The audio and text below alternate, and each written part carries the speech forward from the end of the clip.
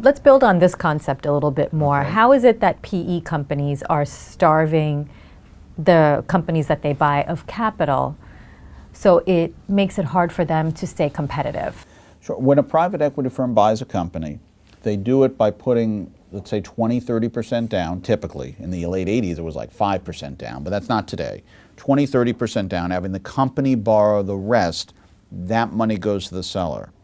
So it would be like if we somehow could buy our home, take a loan against the home, and then, would we spend as much on upkeep? Probably not. And a private equity-owned company doesn't either. And because they're in and out, or they try to be in and out in 3 or 4 years, they're not looking at the long term.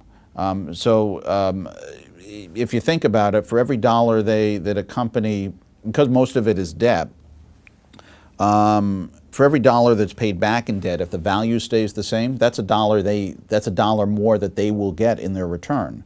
So their idea is pay down the debt as soon as possible. As long as the value stays the same, we'll be okay. And sometimes they are. Sometimes it works out more, but a lot of times it doesn't work out very well, at least for the company, maybe not for the buyer.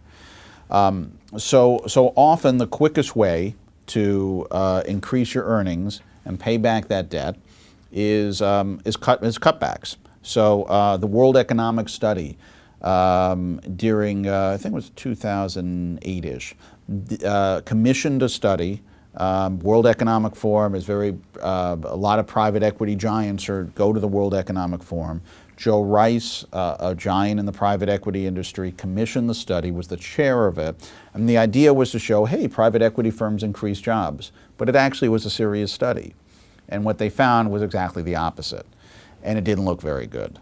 So private equity firms typically lay off workers, typically cut research and development, and typically are not looking much at the future. And that certainly can cut on advertising. And they're doing that because they have a ton of debt. If the logic of private equity is they say, well, companies become much more disciplined because we own them.